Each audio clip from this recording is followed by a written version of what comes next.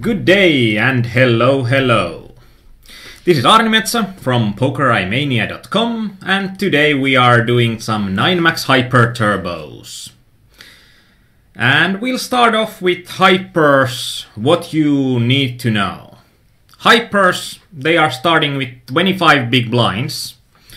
And the thing in these games is that usually you don't have as much life left as you would think if you are just thinking about big blinds. As the antes start right when the game starts, and the antes are larger than what you are probably used to on PokerStars. So in these games it's really important to know right from the beginning that there is a lot to steal on every hand. Like in a normal game early on, there's like 1.5 big blinds that is dead money.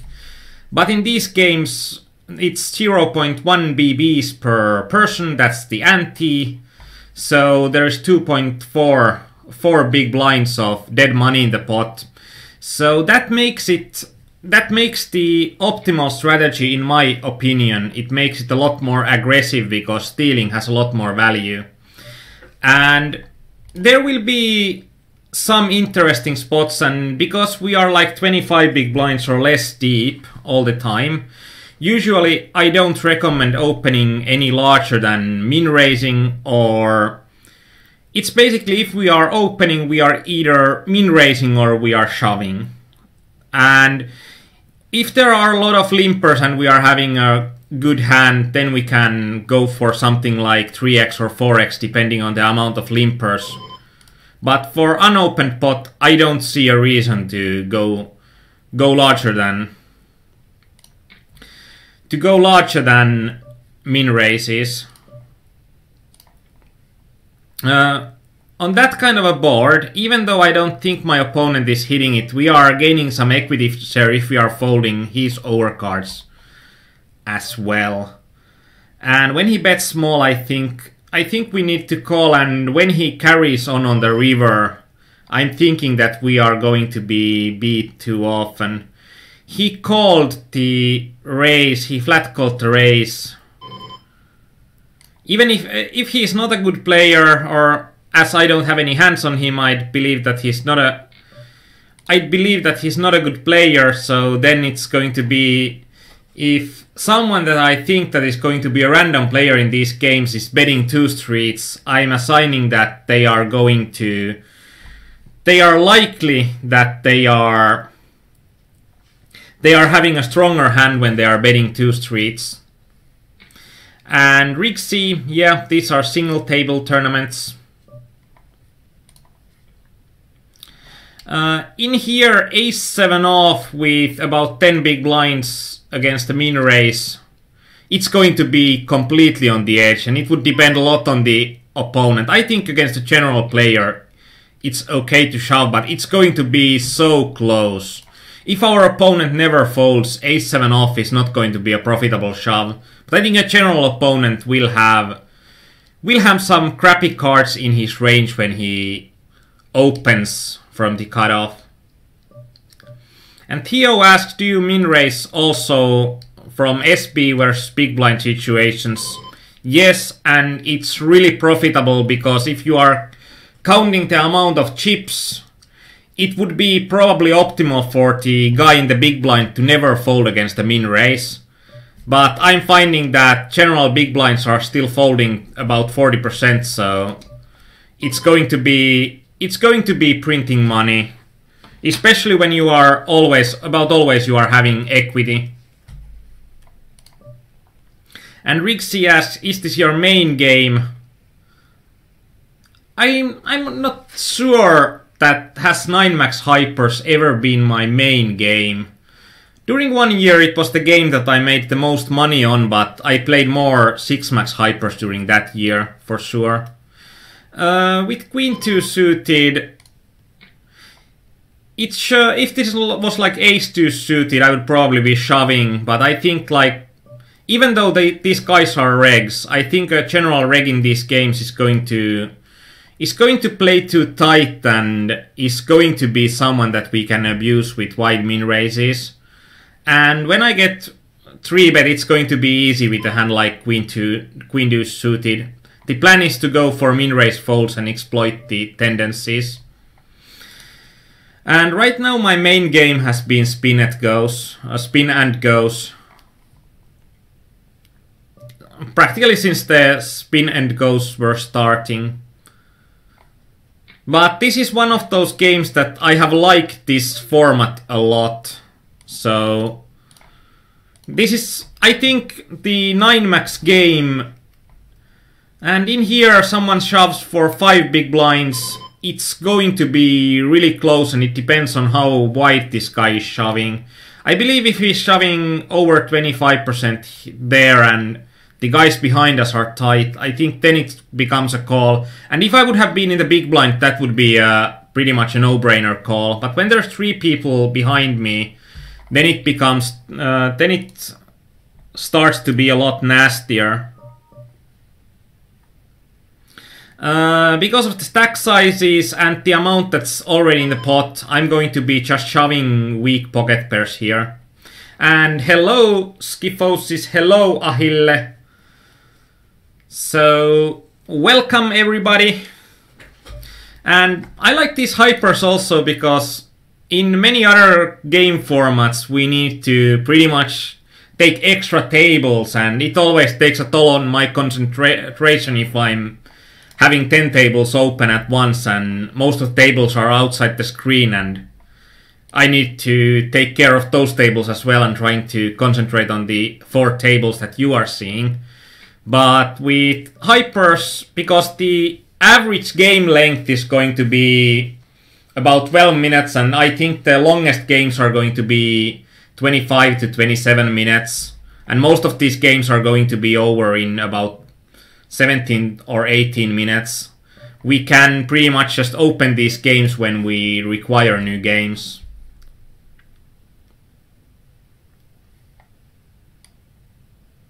And Rixie, you can see actually from our forum when the games are awesome and when you are going to have problems in those spin-net goes. I have had some preliminary bankroll management and preliminary variance calculations there and how often you should expect to hit the highest binds. But if you can have can play a high volume and if you are having over 5% ROI with your rakeback taken into account, then these spin and goes are going to be profitable game to play even professionally. But if you are under that, they are going to require a huge bankroll to have any chance. But they are beatable. It's a format that it's hard because you don't see the general population. Like in these 9-max hyper turbos, if you are seeing that you are playing with 7 other regs and you know the 7 other regs that they are good, then of course you know pretty much that hey, these games are not going to be that good and let's try to find something else to play. But in spin and goes when the lobby is completely blind, this is going to be really interesting because pocket sixes is usually going to be a strong hand. But when he just flat calls there, I think we are going to be so far behind. And here we have a limper, and because we hit the top pair, we are going to go broke with this, even though it might be that our opponent has limped something like aces or $324. We need about 30% equity. And we have an opponent that have shoved from UTG as is a tight opponent. Do we get 30% about against him? I don't think so. Crap. We would have had great odds there. And because of the antes, some spots that in regular 9-max turbos would not be shovable are going to be good shoves in hypers. And it's been a bit funny because I'm probably the player that has always played a game that everybody's saying that you can't beat the game. Like, I had played on Full Tilt Poker when the Super Turbos came up.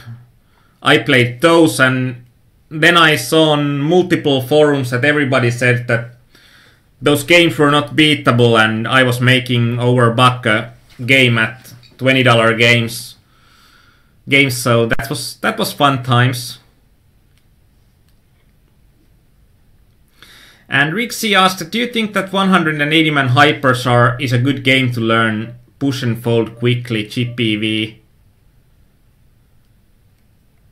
Queen 10 off. This is interesting because it is Jack Da, and I'm thinking that our hand is not going to play well enough against him when he just limps from UTG. And if this guy would be something like 70/20, so his VPIP would be really high and he would be limping a lot before that, then I would have shoved it. But if a guy that has been playing really aggressive and starts to limping, I'm thinking exactly that he's going to have a great hand when he starts to limp. And Rixie, I think the problem with the Hyper 180 mans is that the structure is slightly different. Because this hand is suited, I think suited Queen 7 is going to be profitable, but offsuits I would go for something like Queen 10 off. And I'm going with a pretty narrow range in this situation because we are having a shorter stack on the table, and this shorter stack affects our ranges. Actually, I thought we were on the bubble already.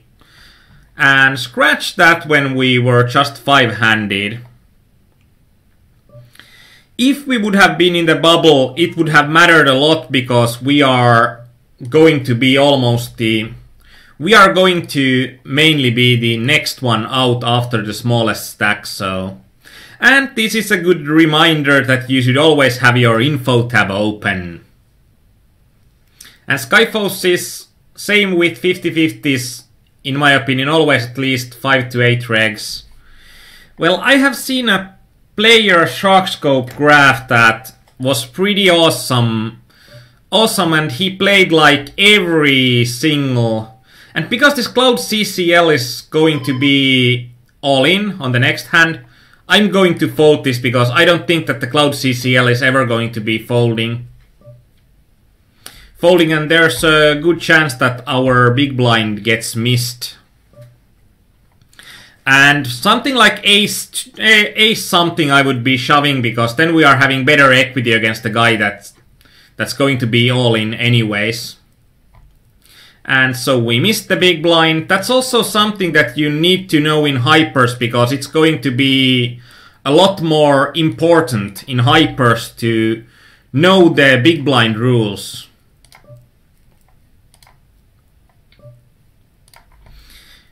Big blind rules, and you should know about exactly how the rules affect your game, how the rules affect your ranges. Like, if there is a short stack on the big blind, you are pretty often you are getting a situation that the short stack gets eliminated and then you skip yourself the big blind. And sometimes it's going to be pretty sizable advantage to know. And Rixie, yeah, this game is really fast. I think about 12 minutes a game. And Marcus, why how about including a $5.1 Hyper MTT to the coaching set? It starts at 2030. Perhaps. It should be interesting to compare how a MTT Hyper would compare to a sit and go Hyper. Basically, I'm thinking that we are seeing a lot worse players on the MTT Hypers. We can play even more aggressively as there is no ICM to hold us down.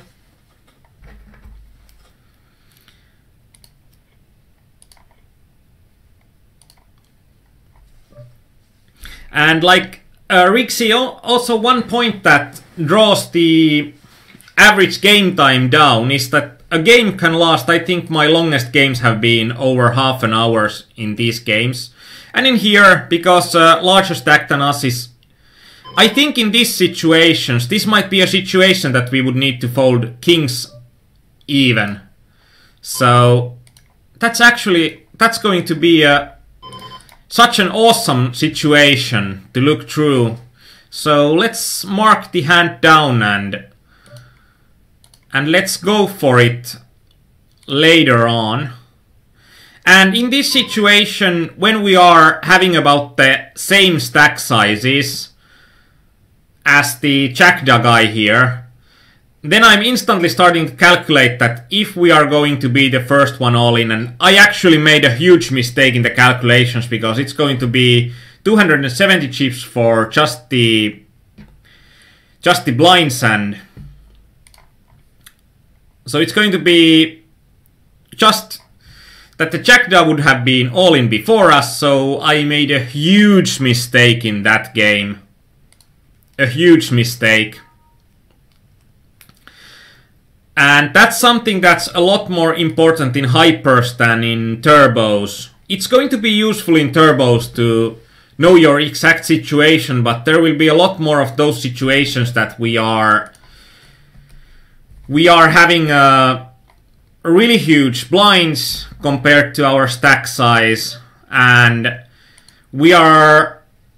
it's going to be a folding wars, and we are against one or two other players on the bubble, and it's starting to be a lot more important than the ICM.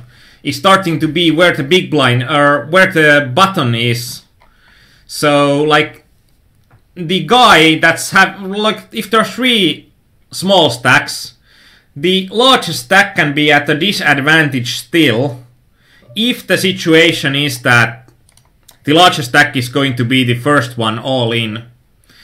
So those things matter a lot, and those are also things that are really hard to analyze with any tool. And greetings to you, Lost Bro. Nice to see you here as well.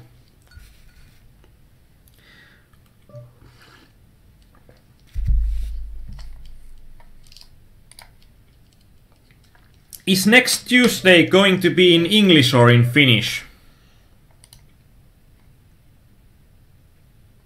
And actually really interesting to see Colin Moshman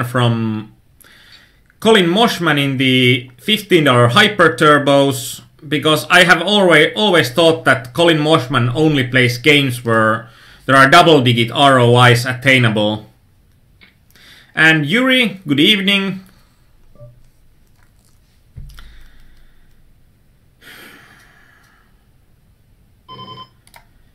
King Jack off is going to be... It's going to be a hand that's not going to be good enough to min raise here, because we pretty much need to call multiple players behind us. And I think that when there are 6 players behind us, we are not going to get the blinds often enough.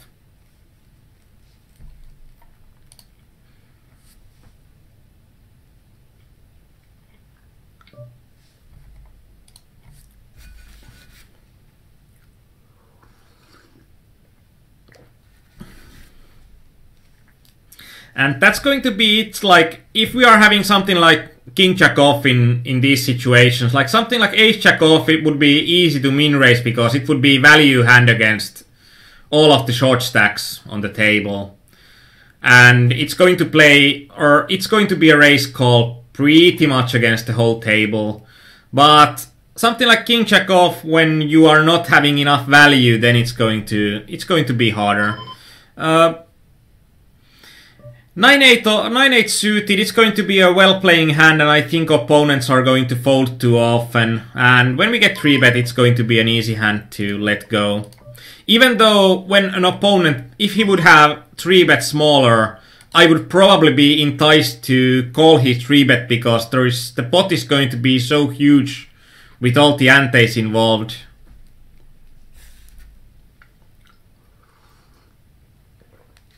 And Rixie says the nice hand sample from Mr. Moshman. Mr. Moshman, I have only 240 hands on him because I think that we are playing so different games. Like, he's playing the games that you can have the most marketable stats from, and I'm playing the games that you can have the highest hourly from, but people usually think that you can't beat the games.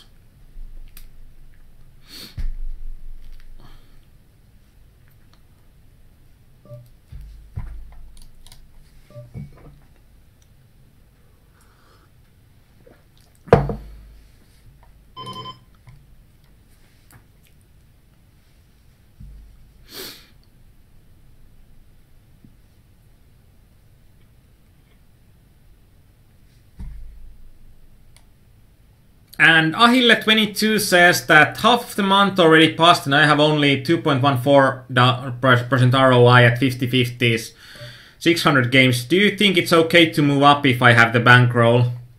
And in this situation, I think that the Nash would be do not never shove with 6 deuce off, but I'm not thinking about Nash here. I'm thinking that opponent needs to call so widely here that general opponent would not call that wide.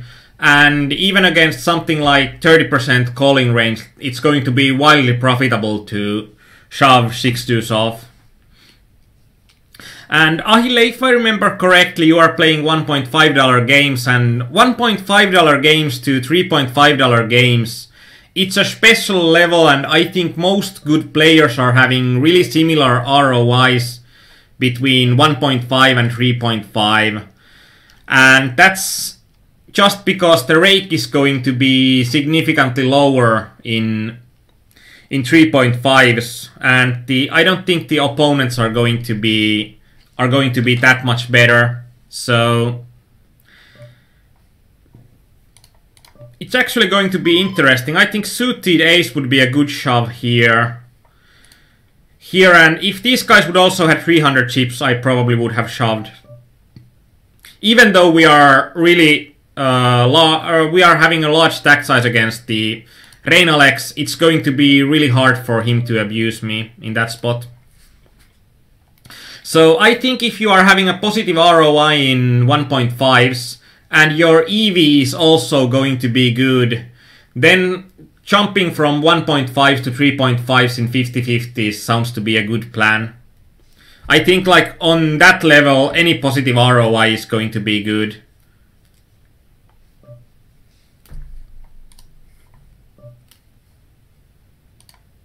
And for Schifosis, I had my story on that. I saw a player's graph on 50/50s, and the player pretty much played like double Supernova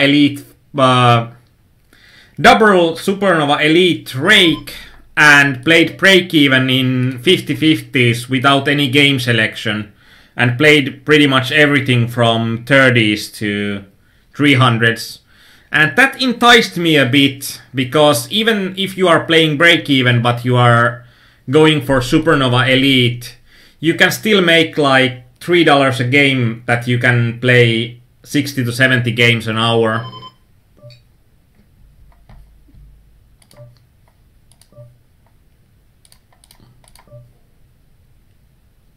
Against Basic Gamer, I'm not going to shove because I think he's going to be calling me pretty much with pretty close to a Nash range, and then Deuce 7 suited is not going to be a profitable shove, in my opinion.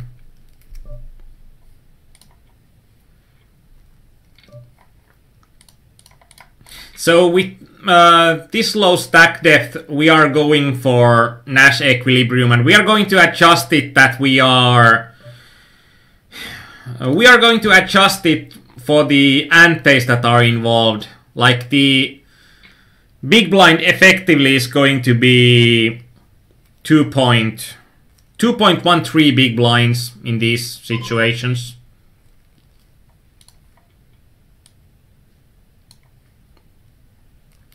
But I think that's interesting in some games, that if you can see a player that's not having any game selection and is still making break-even money but can rake like 300k a year, he's going to make 6 figures for the year. And I'm even unsure that should it start with a 1 or 2.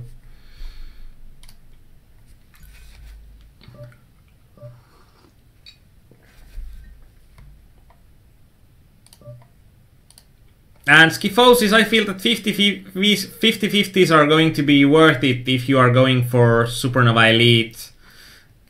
And I don't think so, because even with the Supernova Rakeback, and if you are playing the lower levels, I think the lower levels up to 15s are going to be really beatable. And from 30s on, it should be quite easy for you to reach Supernova. And it doesn't require that many games, like 1000 games. I think it's going to be close to 1000 games a month to reach Supernova on $30 50-50s. And even with Supernova, if you are playing the $30 and you are not winning anything, you are still going to earn something like 50 cents a game with the Supernova bonuses, so it should be good still.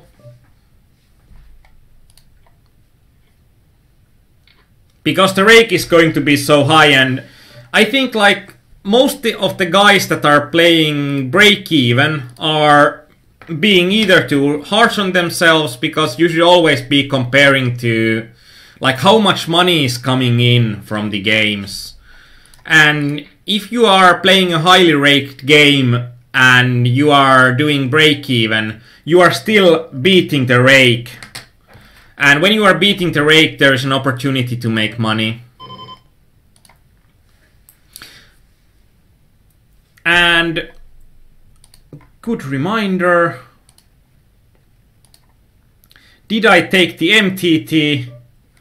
No, because...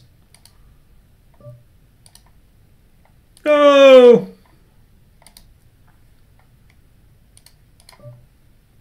It's going to be really hard to find the MTT.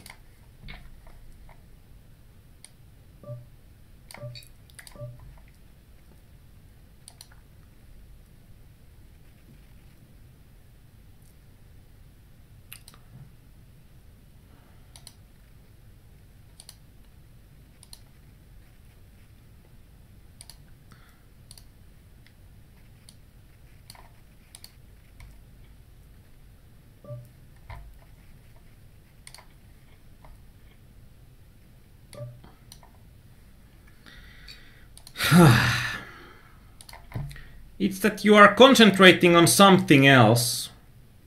Oh well, it has been running for 1 minute. Let's go for it. And when we are getting in the money, then we are just going to be deciding that if our opponent is going to be folding more often than they should or less often. If they are folding more often, we are going to abuse them to the maximum. And you missed the any 2 shove. Yeah, I probably did when I was looking for the MTT. In here we are having 5 chips to call. It's going to be really nasty to fold an ace-5 off here. I think his range is going to be tight enough that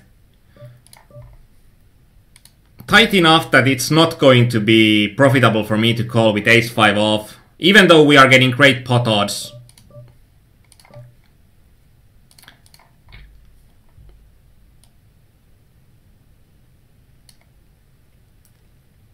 And for Skell 35, it's like, I know that I probably missed the any 2 sub spot, but I don't even know which table, because there are so many tables that I might have an any 2 shove spot, or close to an any 2 shove spot, so it's going to be a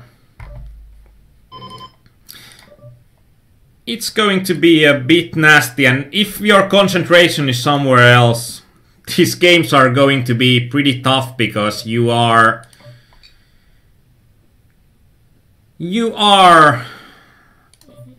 not having a lot of time to make your decision.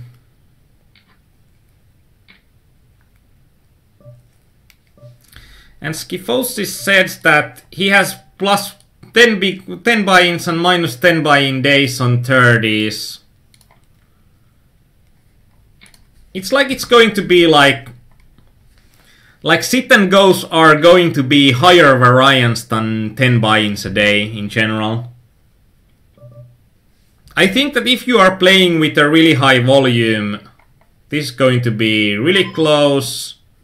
Because this guy is going to be so short, I'm assigning that the reg should have a tighter range to shove there. Even though we see him with ace-4 off, I'm still thinking that in general his range is going to be stronger, even though we had a better hand this time around.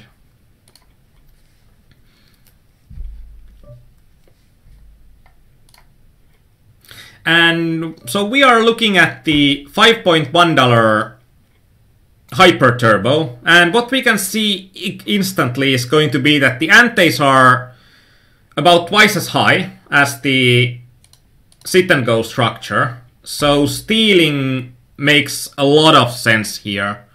And we can use a bit of a higher sizing in these games because we are deeper effectively than we are in a sit and goes, because these start with 3000 chips and the levels are going up every 2 minutes, I think. So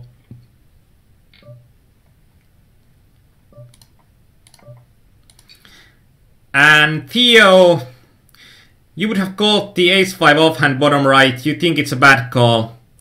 Yeah, I think it's for the singular reason that I didn't call it. I believe that it's going to be a bad call. If I would believe that it would be a good call, then I would have gone for it.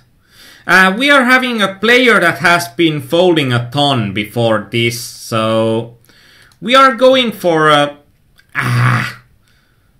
this is probably not good. So against this guy we are going for min raises even deeper if the opponent is like thus far he has been folding a lot to steals. So if we have an opponent that folds a lot to steals, how do we adjust? We are going to steal a lot from him or her. He has a woman's picture, so I don't know. I don't know how to speak gender neutrally. So in Finnish it's always easy because we are having only one word for he or she.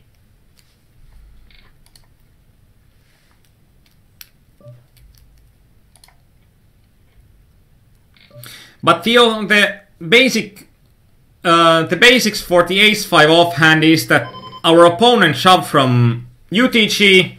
He was not in under any kind of pressure, like he's still having about 5 big blinds or over, even if the blinds go through him. And in here, when there's a sitting out, I'm going to go for about the same range that I would go from small blinds. So this would be really close to an any2 shove. Practically, it's going to be an any2 shove. And in here, this opponent that had been folding a lot in the start of the game, and now when we are getting to heads up, has twice played against me. So then I'm trying to see like how is he going to react if I'm starting to limp here. So like it's not. In general, if you are having a plan that your opponent is doing certain things that you think you can exploit, but then he starts doing something else, then it's like, even though you had a hammer on your hand, every problem is still not going to be nails that you can hammer in. And there are going to be some other, like, if you are having a hammer in your head and the problem looks like a nail and you are trying to hit it as hard as you can and it's not going in, perhaps the hammer you are using is the wrong tool and you should try to use a screwdriver instead. So So that's the general point that the min raising would be a hammer in that spot and limping can be a screwdriver. So and a good hyper turbo player will have a lot of tools in his toolbox to try to adjust on the opponent's mistakes and trying to get as much out of the opponents making mistakes.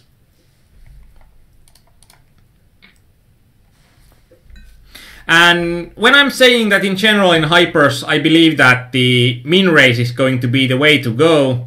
Why it's going to be the way to go? It's because of the effective stack sizes. And when the effective stack sizes are higher, then I'm going for a larger sizing than a min raise.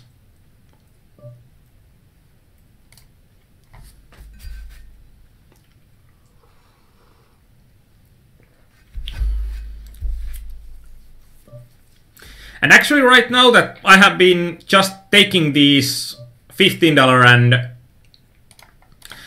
and $7 hyper turbos just like without any kind of game selection right now. And I think that these games are looking a lot better right now than what they did look like when I quit them when Spinet Goes were announced. And I actually played like, I don't know, I played like a week after Spinet Goes were announced, and when I played for a week when the Spinet Goes were announced, the games got a lot tougher. Like there could be in $15 games there could be 8 regs and 1 random player, and if there's going to be only 1 random player, nobody's going to make money. No reg is going to make money out of that game. In here, I'm not afraid of other sets. I'm thinking that he's probably going to have a good queen. 3-5 off. Way to go, mate. Way to go, mate, and thanks for the monies. I don't know what else to say about that. I didn't expect that one.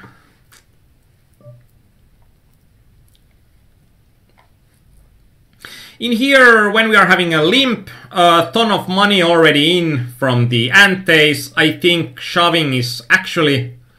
When this guy is going to be with such a huge stack, I'm retracting it and I'm thinking that calling would probably make more sense because of this guy's stack size. But against these stack sizes, shoving is going to be a lot better. And oh my gosh! Queen Jack suited! Well, at least it was suited, like the 3-5 off. It wasn't even suited, but... That's going to be a horrible call. And I think right now we can deduce one thing. These hyper MTTs are going to be quite soft compared to the hyper sit and goes.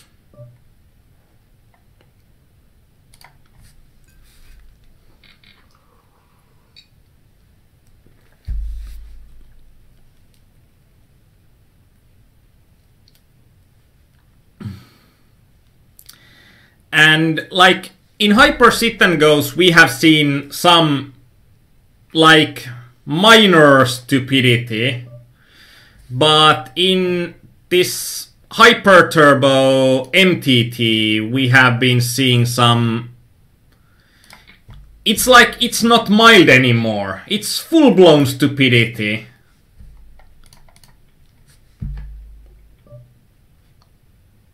Yeah, nice hands incoming in the game, and like we are getting called with the really weird hands, like ace-5 suited. If you are calling a raise and then when someone shoves, what would it be effectively? Effectively about 20 big blinds behind you. You are going to just argue yourself that is it going to be quicker to insta-fold or snap-fold. And Kauris, it's not ace-5 suited and bye-bye. We are still having chips. And if you are remembering Ahille 22's guerrilla coaching, and there was the guy that could not be killed, I think he was Hercules or something. I remember the nickname was Epic, and the guy had something like 22 chips remaining on the bubble, and he went on and finished that 50-50 bubble with 6,000 chips and won a huge amount of money.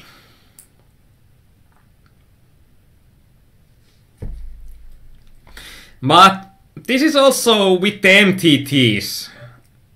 We are having huge hands. We have not gotten it in with worse than 65-35. And we might still be going home with exactly nothing during the late reg phase.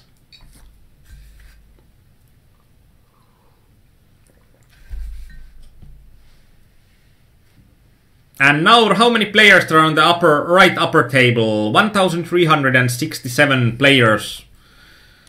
And there is going to be 12 players with smaller chip stacks than mine, so fear the 570 chip stack. It's going to be bigger in just a moment. But in this game, it might be a bit problematic that even when we are... In some other games, it might be easier that if we are dropping to a small stack size because we have some fold equity, but in here we have seen that there is very little fold equity, so we are just going to find a nice hand during the next 3 hands and just get it all in. In here, the effective stack sizes are going to be so low that shoving is going to be an optimal choice with the ace-6 off.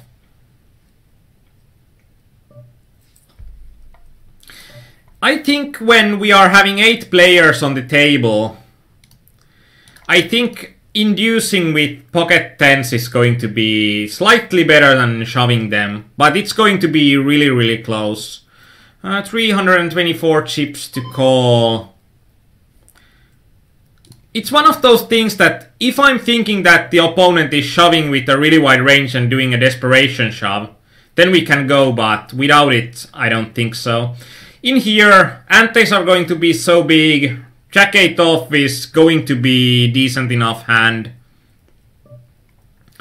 So, with the antes so high, we are just hoping to get it in with this hand and probably with the next hand as well. We are still having a desperate stack size.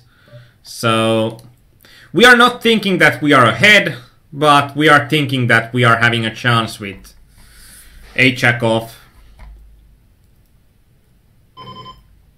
And when the flop went check check, I think,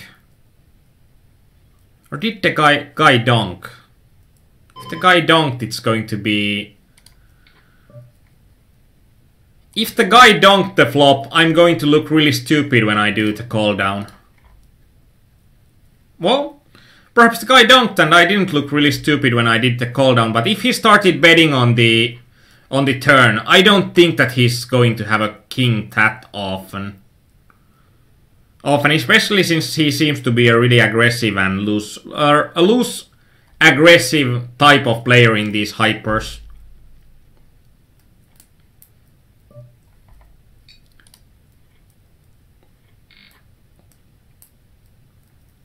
But that's one of those points that pocket tens is going to be a bluff catcher in that game for sure. And if we would have raised with the pocket tens because we think we are having the best hand on the table, I think we are missing out on value that we can have if we can entice our opponent to bluff. I think LA Roosman is going to be one of the best players in the 9max hypers, but I still think he's slightly going to be a bit too tight on those blind versus blind situations. So I'm trying to just collect the chips that fall my way.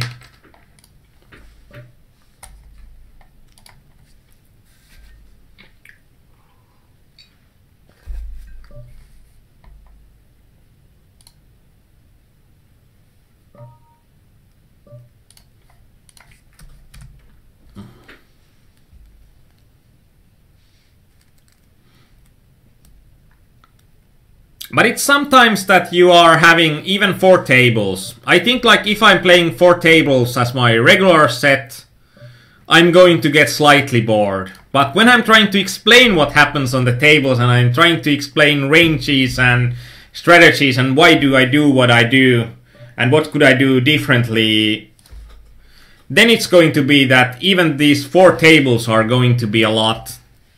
So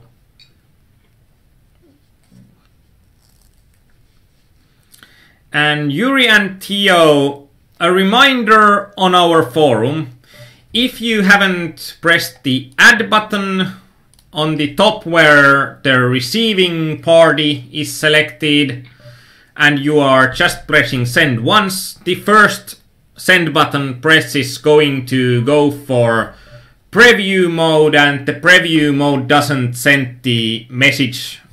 You need to press send message one more time when it's on the preview, and then you can check that the message is going to the right direction. In here I think Tele Rusman is going to abuse with a really wide range, and in a 3-way pot King Jack suited is going to play well enough that we wanna go in. And it doesn't even matter if we don't beat Basic Gamer, we are still having the same stack size we had before the hand.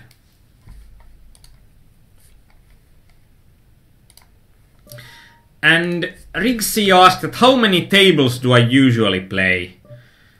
When I grinded these hypers, I then played 9 max hypers and 6 max hypers mixed. And then I played from 20 to 25 tables. It depended a bit on how I was feeling. From 18 to 25 tables. In here, King 9 off, I think it's going to be a pretty good spot to defend. I think in general opponents from cutoff are going to open pretty widely, and we are going to have some equity. Even though we don't have position, we are going to realize enough equity from our King 9 off that it's going to be profitable for us to flat.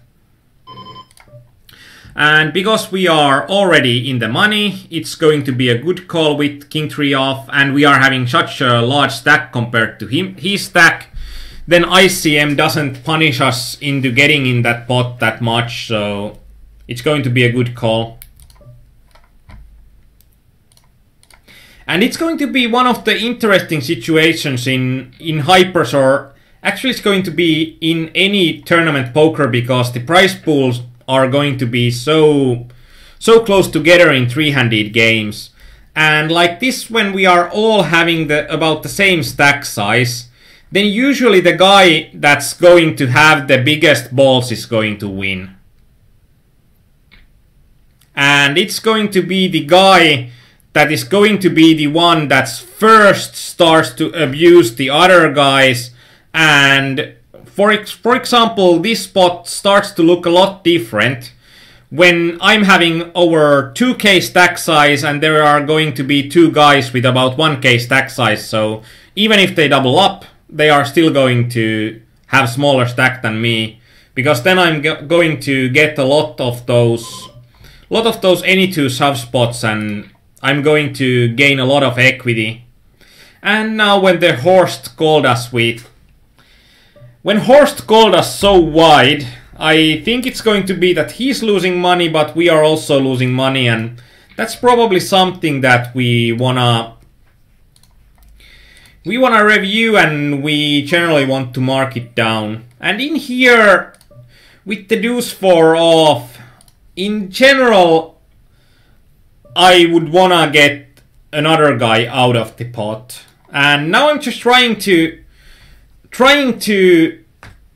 get the guys out of the pot, or then get the guys 3-handed and or like getting them all in together. But this is like great. I don't think that pre-flop, if I would have raised, I don't think that I would have dropped anybody out. But when I did my raise post-flop, okay, with deuce 4 off, I might be doing it with 6 outs.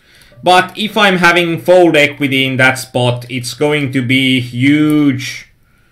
Like, then I'm going to make the opponents fold more of their equity share.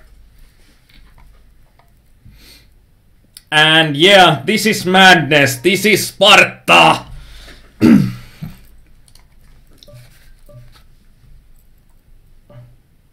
And 245 chips. We are getting such great pot odds that even though our hand is complete crap, it's not complete crap, it's only hot garbage.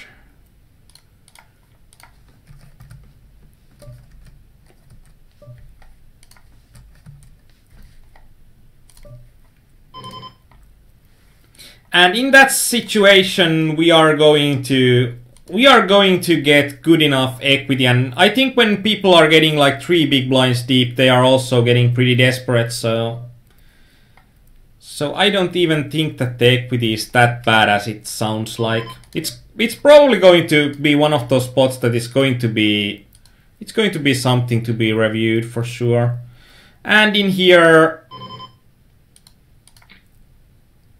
this guy is tight still, but I'm thinking that we are having enough equity in general.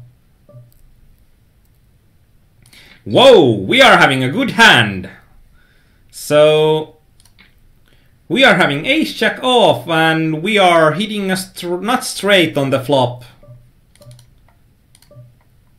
Let's not screw this up. Like, we are having a good hand here. Let's not screw this up, and no paired board, no flushes, not anything. And I'm going to hate it a bit if he's having ace jack off too, because then I'm feeling that somebody has pulled the doom switch on me.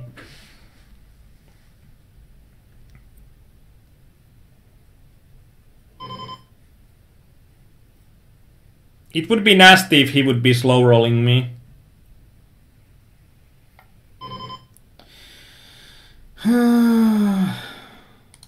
Even though we are having an open-ender here, and this is going to be a bit interesting, because I think that in general against a player like this, I think I'm going to get a bigger equity share if I'm not calling his all-in, even though it might be minimally profitable in that situation. And in that situation, it's like at most we are having a draw. And even with these small stack sizes, I think if we are having an opponent that is folding a ton, we are going to get more equity than we would deserve. But it's going to have a lot of variance anyway, so we are not going... Actually, this would be a good spot to limp, so that was a missed opportunity on me. And that's something that's going to be a bit... or it's going to feel a bit stupid, especially now.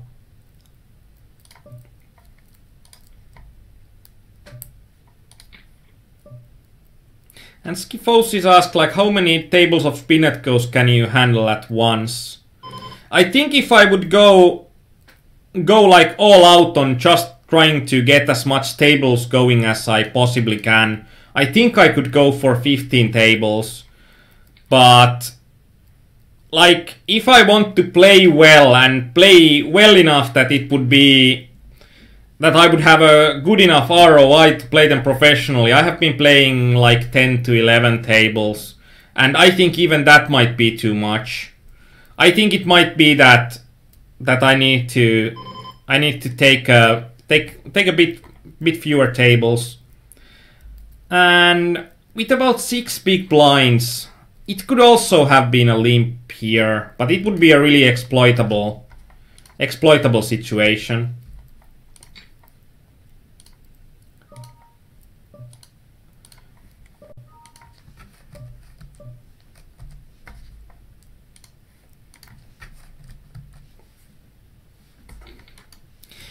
It's going to be interesting, like MTT sit and goes, I think I can do 40 to 45 tables.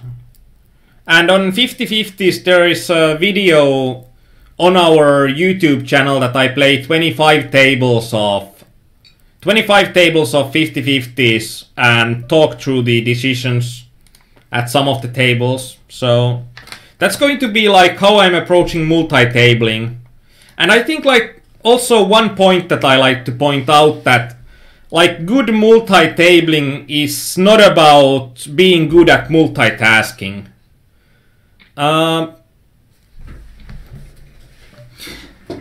My wifey, Deja, she laughed at me today that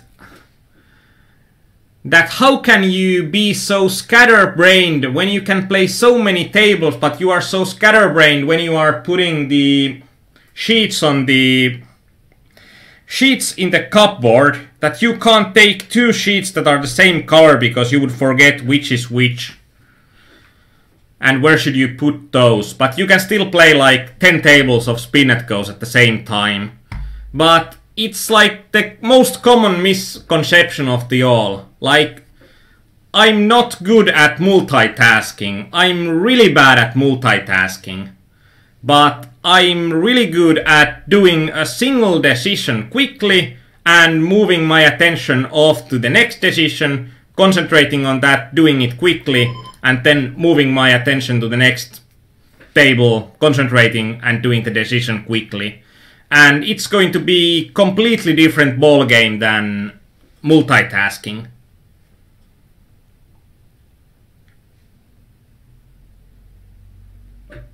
And Ahille has asked that 9 max hypers are better than 6 max hypers.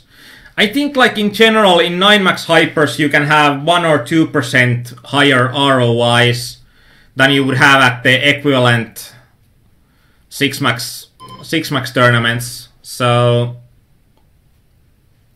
I think 9 max hypers are worth it to mix in your sit and go games. Even if you are playing 6 max hypers, I think it usually is worth it adding some 9 max hypers, because then you can also game select better on those 6 max hypers when you don't need as much of those to fill up your set.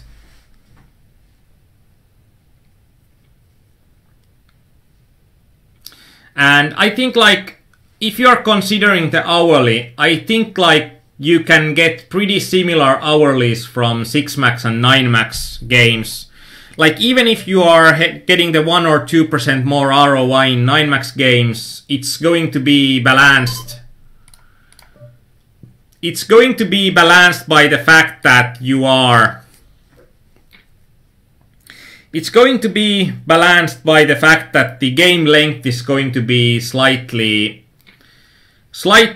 longer in the 9 max games.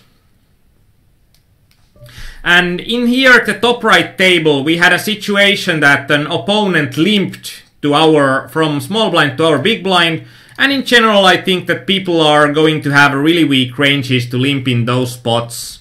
And when they are having so weak ranges to limp in those spots, I like to have some of those hands. In that spot, I'm going to be shoving like pretty much the weakest suited kings, the weakest suited aces, the weakest pocket pairs. And then from the other hands it's going to be that I will be checking behind most of the crap and also the really good hands. So I'm going to formulate the polarized range in that situation as well. But there are going to be some hands that are going to play better as a shove than would be played as a check or Calirator. This is going to be a nasty hand. I think that it's going to be a fold because this guy is going to be a tight player and he's also needing to call another player's all in. And in here, ace-5 off, when we are having two big blinds, we would have been calling with any two cards, to be honest. So ace-5 off is going to be a great hand to be in a spot like that. And Yuri said that, but there is much more 6 max opening than 9 max high stakes. Yes, there are many more 6 max games opening on every level. So the higher games you wanna play, the more of those games are going to be 6 maxes.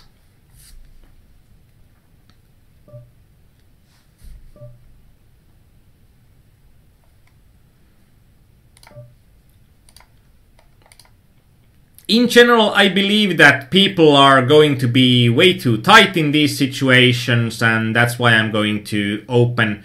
And this is going to be one of those nastiest situations, because we need to call with anything we are opening with. And actually, if I would have checked the situation correctly and seen that this guy is going to be as short as he is and as aggressive as he is, I would have folded that one. So that was a mistake on my part. But in general, in these situations, if we are having about 10 to 12 big blinds, I think people are going to be too tight in general in those situations, and we can abuse it by min raising from the button on those situations a lot.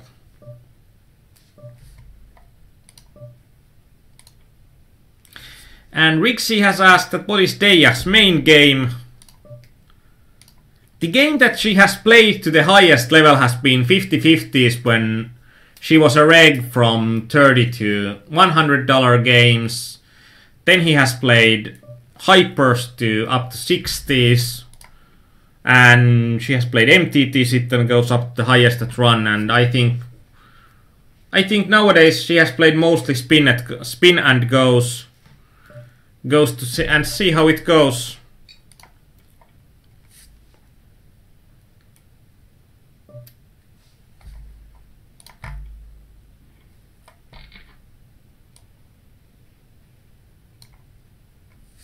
And Yuri, you played a 4-hour set of $7 9max hypers yesterday, played every game that opened, got 222 games. It's going to be okay still. I think that you have averaged over 15 tables, and in general I think that the higher you are going, the more you need to be mixing buy-ins. And like if you are playing $7 games, then you should play a mix of 3.5s and 7s, or 7s and 15s, or... And when you are getting to a spot that you are mixing everything from 7s to 100s, then I think you should also be looking to add some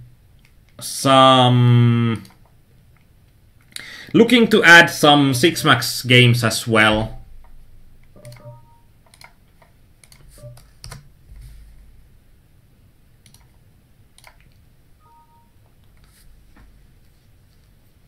But I think like if you are starting to learn these games, it's going to be probably good to concentrate only on one game when you are trying to learn the game. And when you have learned the game, then branch out when you are really a winning player on the game.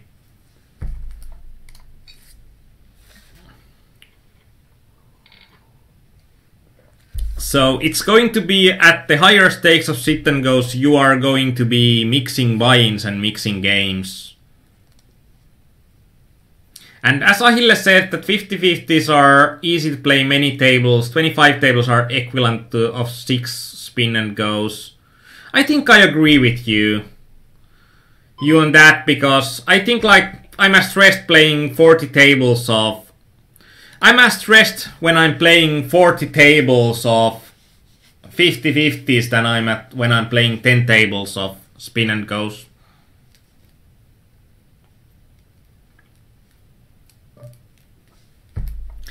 And it's about, and why it's going to be about that, like in these hypers, we are having shorter times to act. Like in these games, your time to act is going to be only about 6 seconds, when in normal games it's going to be 15 seconds. So hands are going to go through a lot quicker, especially since all the other guys need to do it in the average of 6 seconds or less. So the actions are going to get to you quicker, and especially you can see it in a 9max game when the actions are flowing a lot quicker than in turbos. Was that 6-3 off a good call? And when you are asking me a question, please include the table, where is it, like top left, top right, bottom left, bottom right.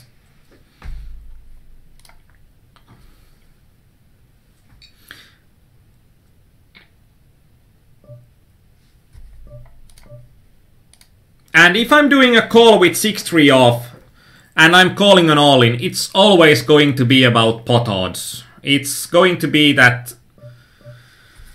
It's going to be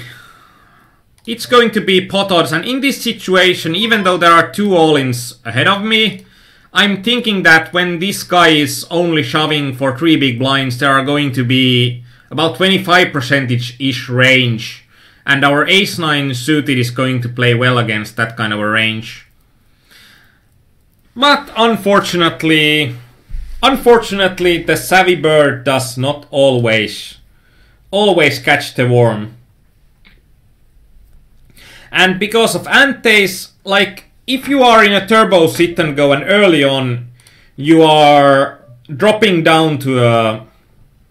Early on you are dropping down to a pretty low stack size, you can like go for every hand to the... And in here we opened, and when it comes back to us and there's ace on the board, I think that...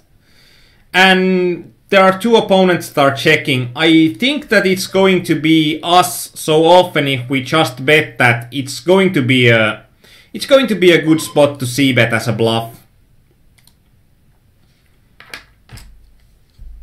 And in general, in these games when I'm thinking that opponents are... When he checks twice, I'm unsure that do I beat him? But I think like in that spot, when he checks the turn and checks the river, I'm thinking that he's not going to have an ace and he's going to have a hard time calling my shove. And apparently he didn't have as hard time as I would have hoped for. And that's like the point that I believe that he's going to have more showdown equity than me. So then it's going to be... How much can I fold out of that showdown equity? And I actually would have believed that when there is like ace and jack on the board, I would actually believe that something like pocket 9s could have been folded out, or something like pocket 5s or pocket 6s. But this time around, nope, we couldn't fold out our opponent's equity. I think it's going to be a fine bluff anyway, still. One of those spots that is going to be pretty hard to go through. There are also, when we are having such a short stack size, it's going to be that should we bluff on the turn or should we bluff on the river? And why I like bluffing on the river is that we are getting a better idea how our hand compares to our opponent when we have seen one more action from him. And Tubami, even if he would be shoving any 2, I don't think that we could call with king queen off.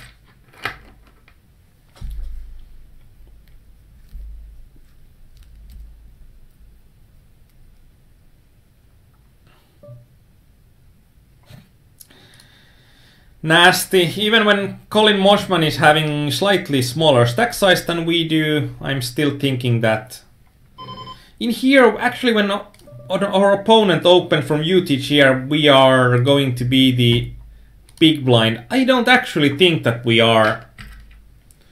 And in here I'm going for check call if he bets the river. I think some of the regs are going to start bluffing here. And we are having a lot of showdown equity, and I think like ace-jack or ace-king are going to be quite probable given the actions on the tables.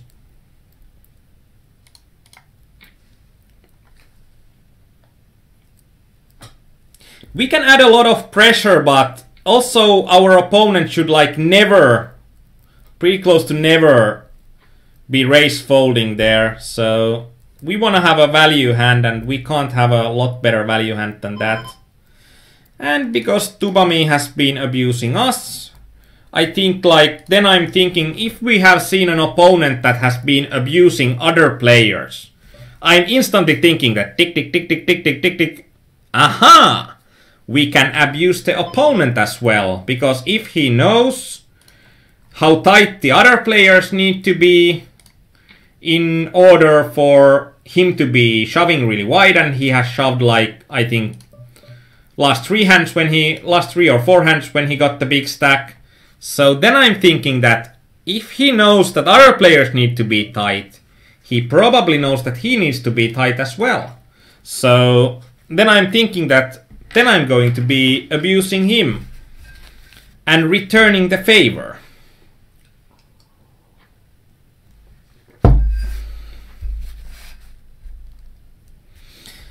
Pretty good pot odds call from him. And this is one of those situations that right now we have gotten pretty good. And like in those situations when I'm saying that if I have seen an opponent abuse others, it might be that they have had good hands. It might be. But it's going to be more likely if I'm seeing an opponent shoving 3 times in a row that they know how to abuse rather than they have just had good cards for. It's like the Occam's razor. The simplest explanation is usually going to be the right one. And I don't need to be correct all the time. I don't need to be perfect with my reads. I need to be correct just often enough that it's more profitable for me to use the reads than go completely readless. Like in most of the situations in poker, you just don't have perfect data. You don't have perfect information on your opponent's range. But if you have a perfect guess based on how the population usually plays, what you have seen in those situations, notes, then we can adjust.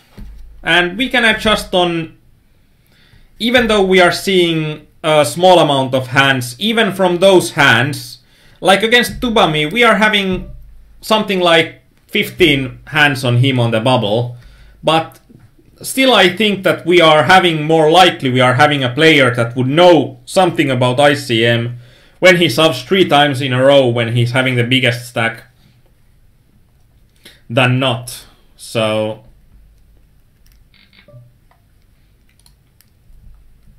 that's like we are not having perfect stats.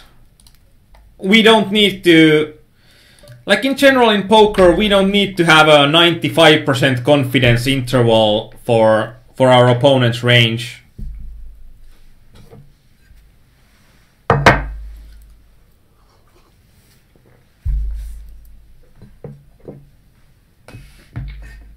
Someone might call that guessing, but I'm thinking that in general, players are playing as a population. They are playing in a certain way, and when you have played certain games long enough, you have started seeing some tendencies that you are seeing from unknowns, and how you can see some of those tendencies quicker than your HUD would say.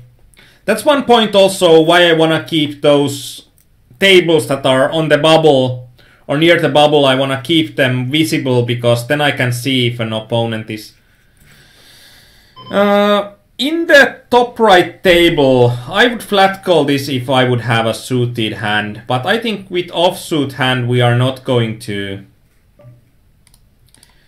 have a hand that we could play profitably even when our pot odds are completely insane. And that's not art. Hello to you too.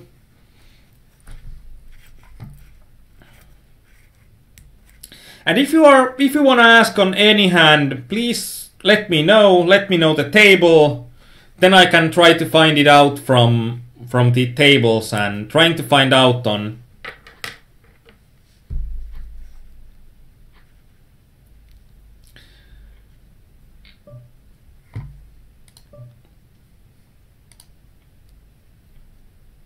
And actually, now that I remembered, when Skyphosis said that is he the only one that's thinking about moving to spin and goes, we are going to have a spin and go special on next Thursday, when we are having a private public coaching with XXIXX, that's our moderator. So we should have an interesting spin and go session from the lowest buy-ins of spin and goes. And of course, next Sunday we are having another session, and you can always, if you are having an idea what you want to see there, please let me know through the feedback thread. And why I want to have it on the feedback thread is that I will remember it. I'm usually always looking through the feedback thread before session, but I'm usually looking through the feedback thread, but I'm not looking through the chat when there have been 200, 300 comments, so it's a lot easier for me to find something in the feedback thread. I'm thinking about isolating him, and I'm going for a lower sizing in here. And again, why I'm going for a lower sizing, it's going to be about the pot odds. Not pot odds, but the effective stack sizes. I want to isolate myself against him, and I think that when we are having a limper or a habitual limper, we are getting some edge by playing with him. In this situation, when Tubami opens and Poker Lame takes part in the hand, I think that our Ace-5 is going to be a perfectly fine hand to join the jolly band of bandits and try to hit something on the flop. It's going to be when the guy Poker Lame SVK did join the hand like with 3 big blinds. I'm thinking that he's going to have a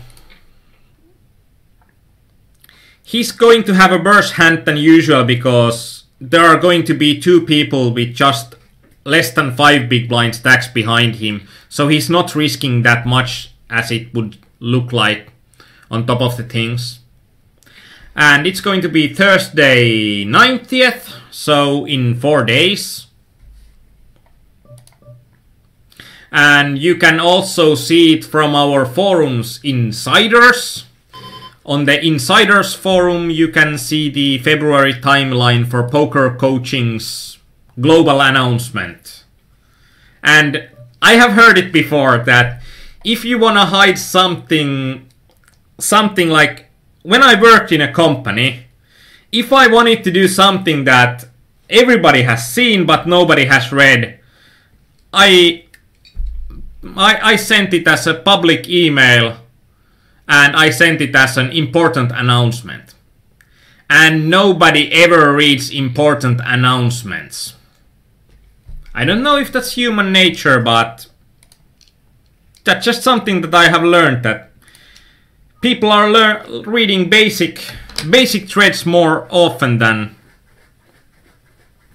In here we are trying to hide our stack size a bit. I think that when we are having so much of our stack already in the pot, so we are trying to just hide our stack size and trying to get a bit more folds from Steambull than we would deserve.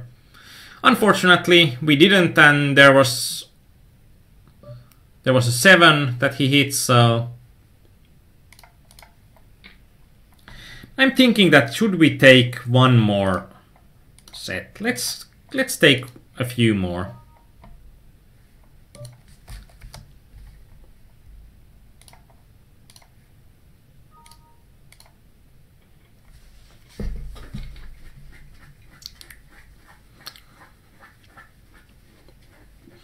And also I remember that Rixie asked for how to use the Hold'em resources calculator. I think those situations are that it's going to be a better session if it's not like me showing what I do, but if it's going to be me teaching someone else to be better and using Hold'em resources just as a tool there.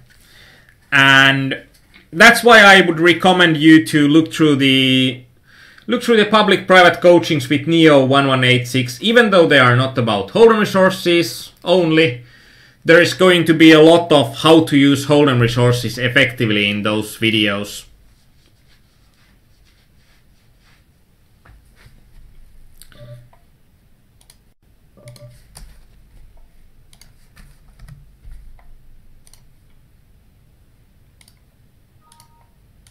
And you can pretty well see in these games that when we are looking at these games, we can pretty easily see that we are having still the same regs.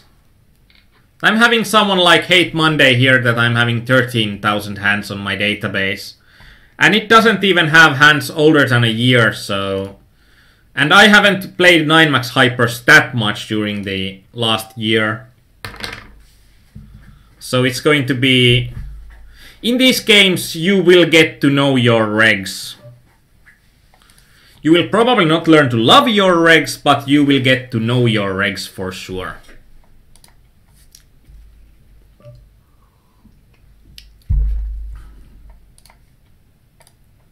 Actually, I need to find this player. Oh, he's playing a ton of tables. I would think it would have been quite awesome if he would have been holding a coaching session as well, so... Then I probably would have been interested to hear what he had to say about me, but... When he's playing so many tables, I believe that he's just playing his normal session. It's just interesting to see a player that usually values ROI over everything else playing Hypers.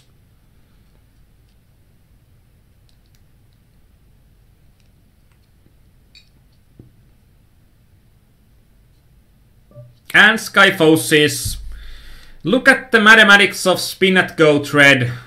That's linked to the Spin at Go video, or someone could link it to the chat. It should be the most viewed topic on the general discussions forum on PokerIMania. But there is some ideas on what kind of bankroll management I would recommend as a minimum bankroll management in those games.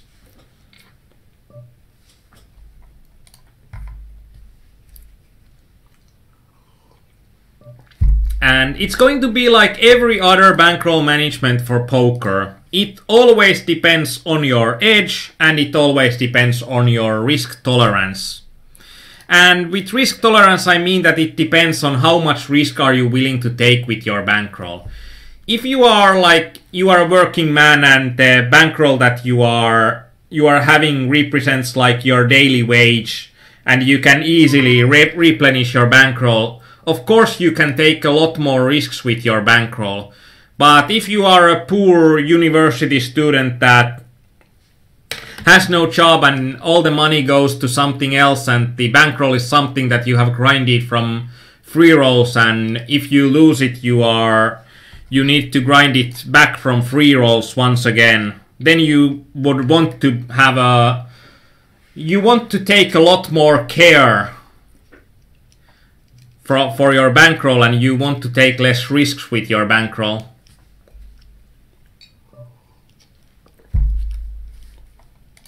And thanks Kaleon, thanks Yuri for getting the mathematics thread open. Thank you very much.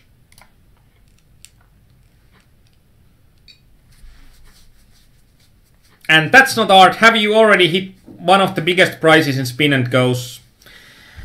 I have hit twice the 1000 that used to be the biggest prize pool. I have lost both of those.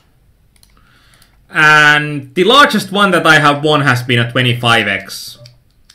So I have never won a big one.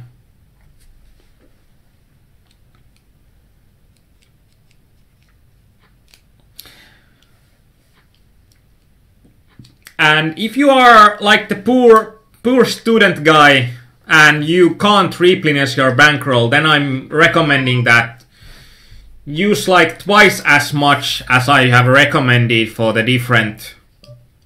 Because with bankroll management, it's usually going to be a lot worse if you are overestimating your edge, because then you are increasing your risk of ruin, and with Spin and Goes you are increasing your risk of ruin exponentially if you are overestimating your edge.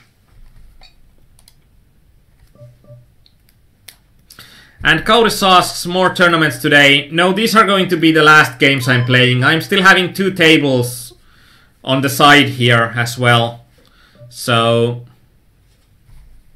these are going to be, these and the tables that I'm having on the side, these are going to be the last tables for today. And 342 chips to call. We are not having a lot of ICM implications in here. And we are getting so great pot odds that we need to call.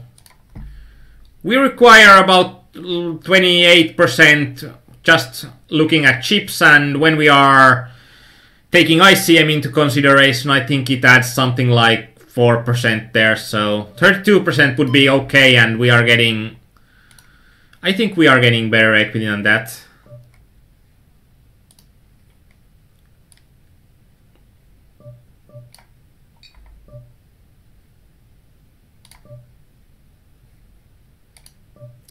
In here, because we are going to be the shortest stack, I'm going for an all-in here. And this is going to be an all-in. It's going to be just messing around with the multi-tablers.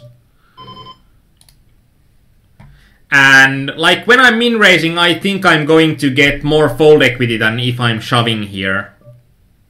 And that's going to always be the case, that I'm going to think how I going to get the highest amount of fold equity in a situation when I'm having a short stack.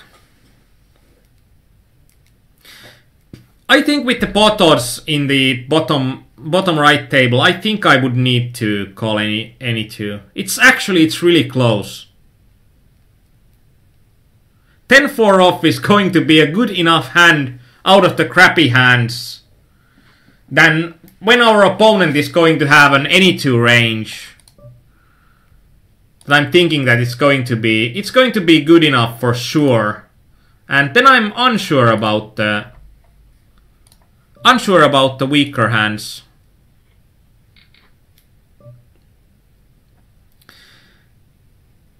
Wow.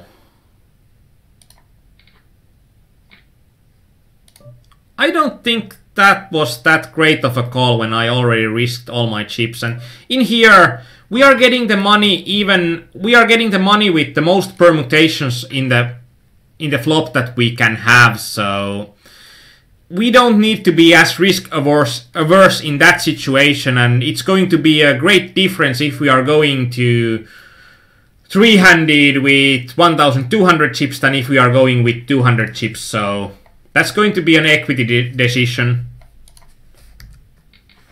And Calleon, I would fold about the bottom 15 to 20% to maintain bubble.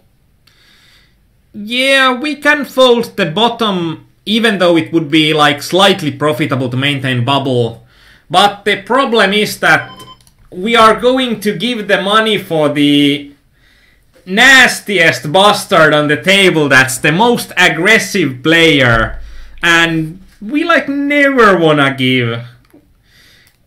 Like if opponent is a loose and passive player and we know that we are going to get the money back from those guys just playing aggressively, we can give the money back, but usually when we are like four-handed, we want the best player in the table, of course besides us, but we want the best player, the most aggressive player, to have the shortest stack possible.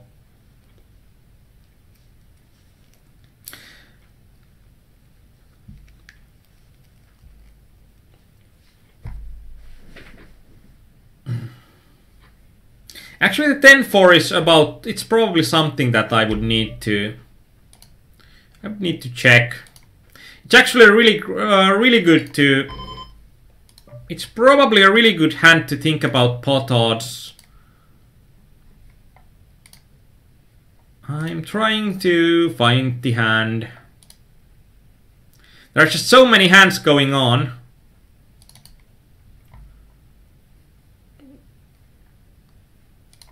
All the time that finding the hands is going to be sometimes difficult. And also with the ace-queen hand that we got called with the ace-4, I think on that one we would want to look at if our opponent's call is good or not.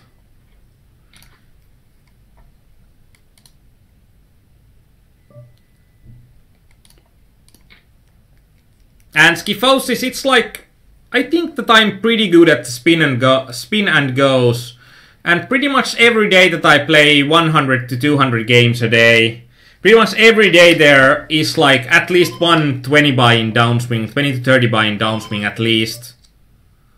And when it gets rough, it gets really rough.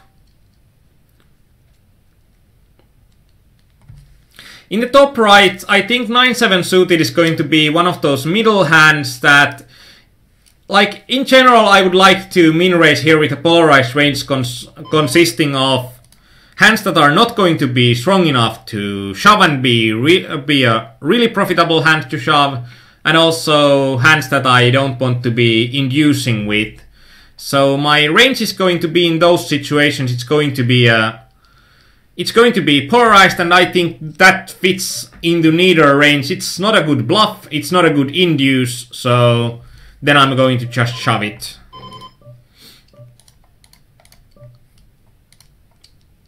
And Skyphosis, yeah, the 50-50s are going to be a lot less variance. Like 50-50s are about 1.2 buy-ins per game.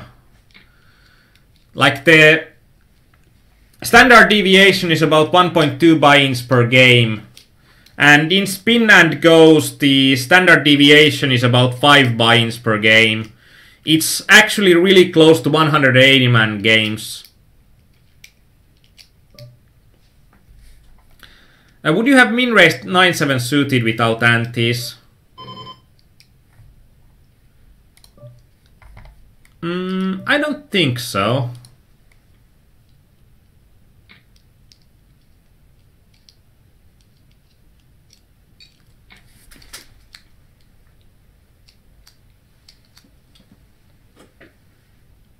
Actually, without antes, it's going to be a better min raise, because then the shove doesn't have nearly as much equity as it does. And this is going to be the most awesome situation that you can have in a 9-max game. That you are having the largest stack, we are going to be in the bubble because there are so many any two shove spots, and we are against 3 regs here. So everybody knows that. Everybody knows their situation.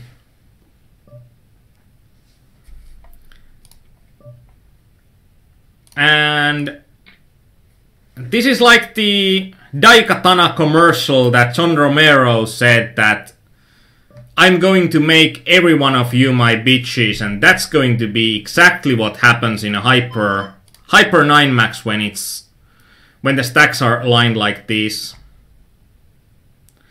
And Ahille, you folded Queen 6 suited on the first table. You had 4 big blinds in UTG. Why? Because I'm stupid and I probably didn't look the hand through. I think the only reason to fold would be if the big blind is having a really short stack and never folding. But I think this is going to be a shove. This is going to be a profitable shove any day. I just missed it completely.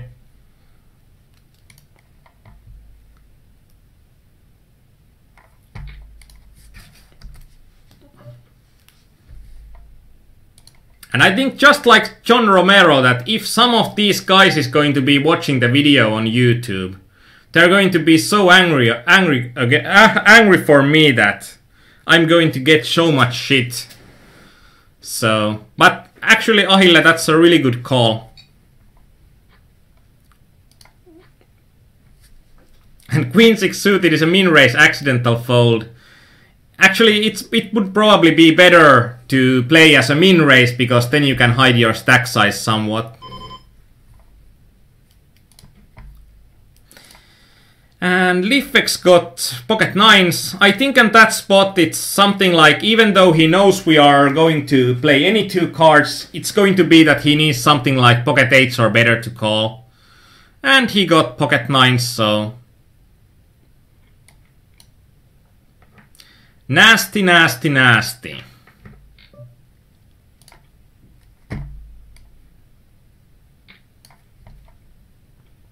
And like the min raises are getting a lot worse if you are doing accidental folds.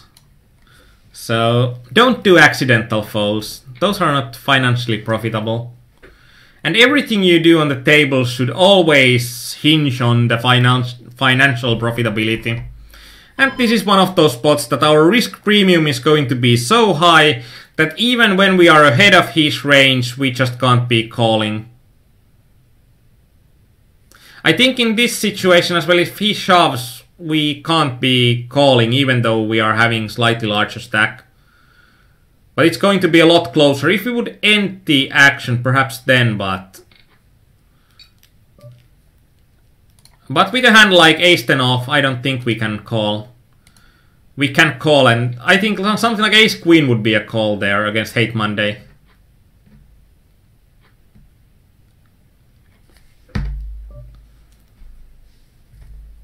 And we are back to our big stack. I love big stacks and I cannot lie. So this is one of those spots that it's going to be a shove, and when Horin folds, I think for this guy it's going to be that he's probably needing to fold pocket aces there. So it's going to be one of those situations. When he only min raises, I'm thinking that he's having a great hand in this spot. Oh well. Even if we shove, he can still call when this guy needs to be all in.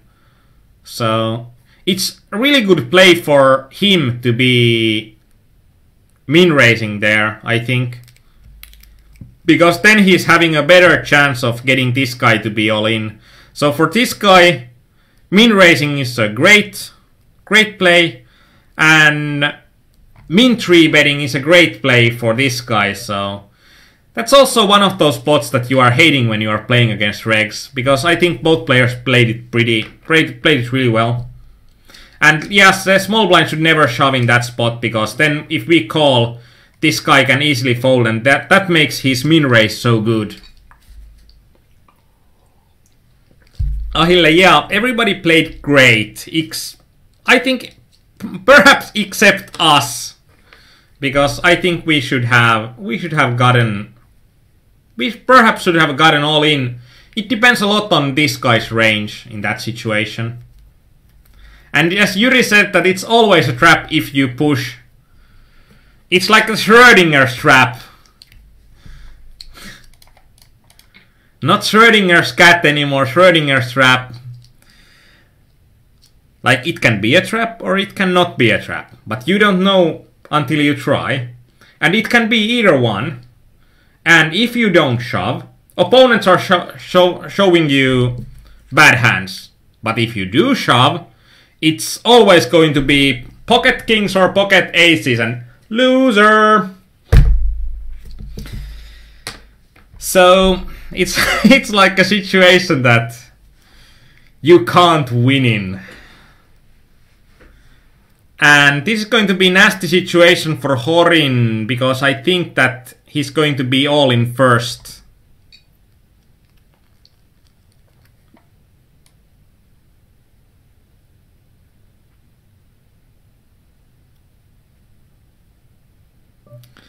And Kaleon, yeah, if we shove, then button is not falling. I mean, button calls, then SP calls a big amount. Yeah, because then he can call a big amount of time.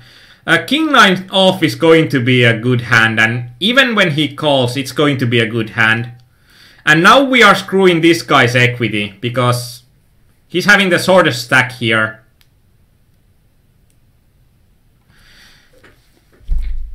And this guy would be on the big blind. This would actually be really awesome if this guy would be in the cutoff, because then he could fold and this guy would be in the small blind next hand. So, and for Hate Monday, the only permutation of how the pot can go on would be that he's winning, I'm being second in the pot, and then that's the only chance he's walking away with no money.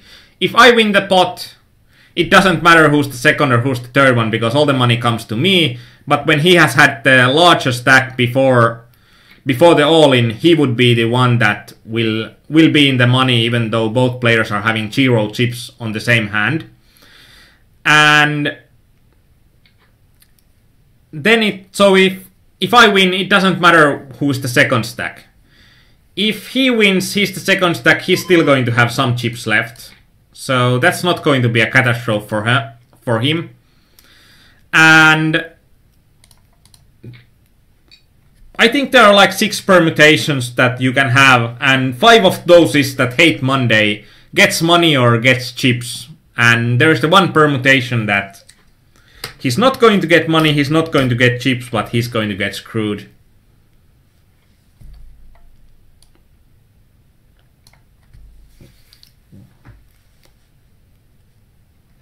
And as Calleon said, that 5-9 suited should have been a fold for small blind there. Exactly, because the guy from the button is always going to get it all in against me, so for his equity, the best thing to do would be to... The best thing he could do for his equity would be to fold, so we are at least... I think our opponent would have something like 57% against our any 2 range in that spot that the button opens with. And yeah, I didn't get the call either, so...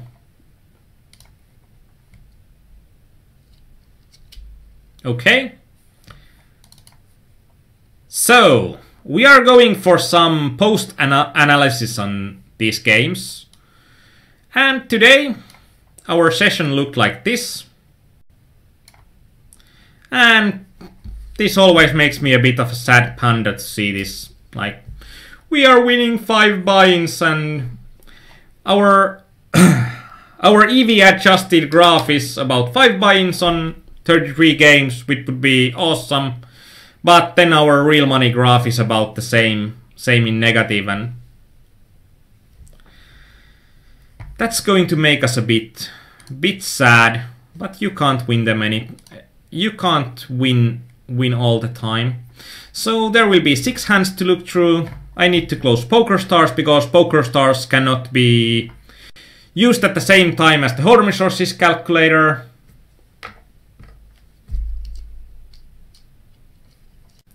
Actually, the 5-9 suited call would probably be also an interesting hand to look through. Was this King-9 suited? No. It was the hand before...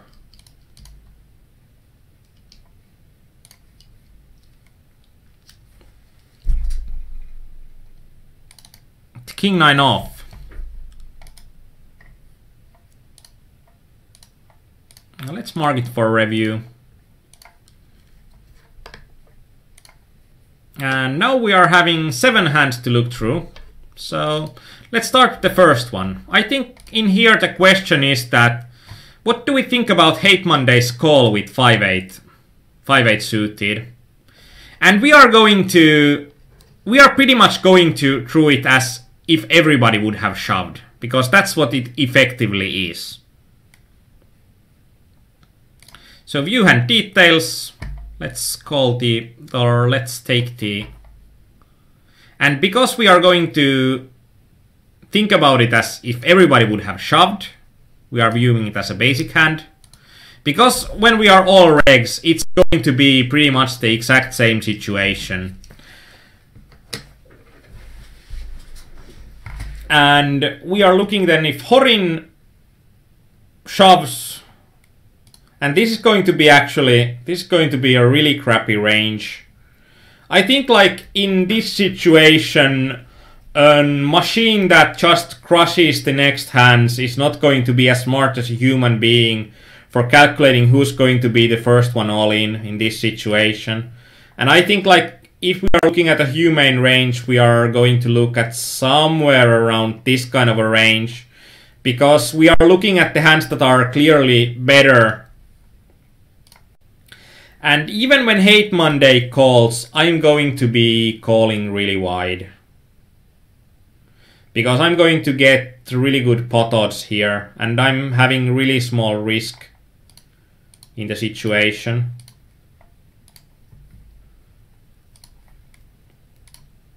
I think this is going to be about what it is in real life in the situation. And 9-5 off is going to be a horrible, horrible call. And I'm thinking that when I'm looking this as a basic hand is because when he raises an opponent calls, it's going to be an all-in hand. So I think that's a situation where Reg made a huge equity difference or huge equity mistake. And when it's like on that moment, if you are losing about over 3% of the prize pool, even against really wide ranges, and you are losing that kind of equity edge, it's going to be like you are losing about something like 25% of ROI in that one single bad call.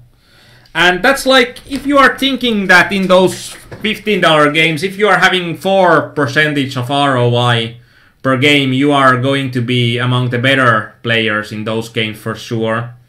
And so it means that if you are making that call, then you need to play at least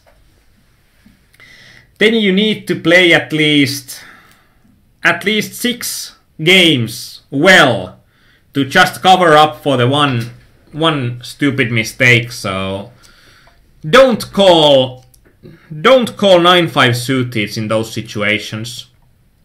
This is an interesting spot that Hate Monday shoved, and we are thinking that can we call with ace-10 off. I'm still thinking that we can't. The bubble is going to be too strong there. If Hate Monday is showing 32%, then ace-10 off is a call. Wow. I'm thinking that if we are looking at this, it's going to be right on the edge of the 32%. Oh, it's 27.5%. I think I actually made a mistake in here by not calling, because I'm thinking that our opponent, who is going to be the shortest stack on the table, he's going to shove at least 32%, and quite likely he's going to be close to 40%, 40 or 50% in this situation. So ace-10 off is probably about 1% negative situation for me in this exact situation. So that was one of the huge mistakes for me. And this is something that I'm making huge mistakes. Like today we have 33 sit and goes. I'm probably making like 1% mistakes. Like I think the Queen 6 suited fold, it's like 0.5% mistake probably. So there will be some of those, but I still think that I'm making less mistakes than my opponents in general.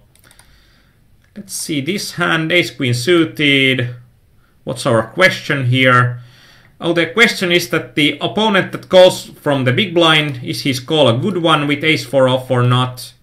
I'm thinking that it's not a good call, even when there is a guy all in, so the only way for him to not get the third place money is for the shortest stack to win and me being second in the pot. But when I'm shoving, I'm actually shoving.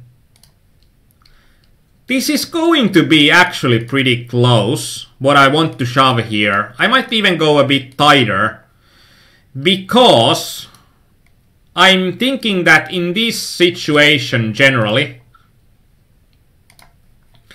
the largest stack is probably going to call me off a bit too wide. And when he's going to call me off a bit too wide, and this guy is going to be one that calls with any two cards, if he's going to be the first one to call. And even if I'm going Nash there, ace 4 off is not going to be even close to a call. And with 33% percentages range in this spot, I'm thinking that it's going to be a bad call, the ace 4 off. And let's actually look at this from another angle. If I would be shoving any two, would ace 4 off still be a good call? Well, then it would be a good call, but with the stack sizes as they are, I wouldn't be shoving close to any two in here.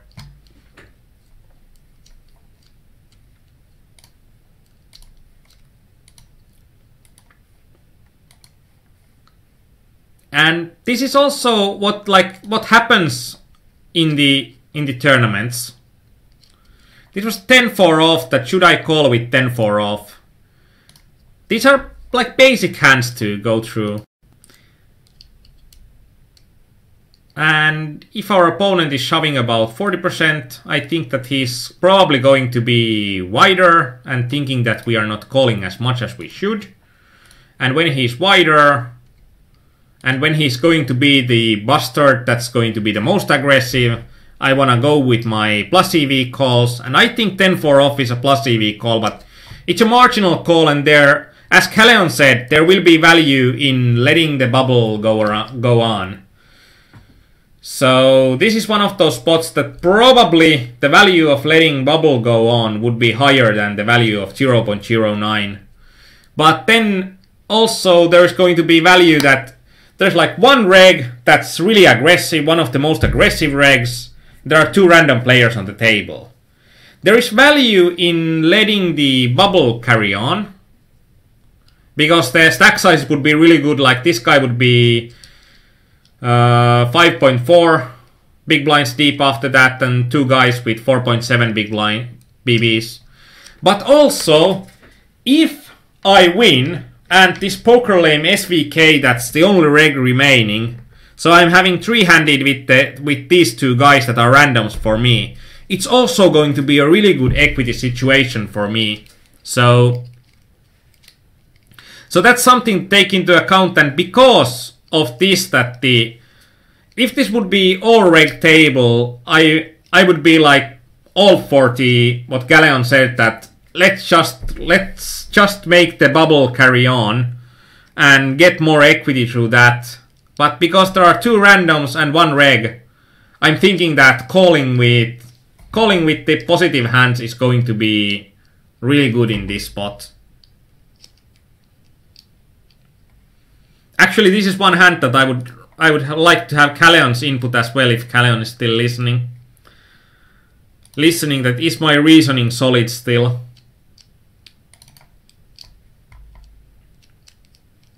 And this is the 5-8 off. Actually, now that I'm looking at it, it seems to be pretty nasty. Like, what kind of pot odds are we getting? 26%. It's going to be really close to 30% that we are getting.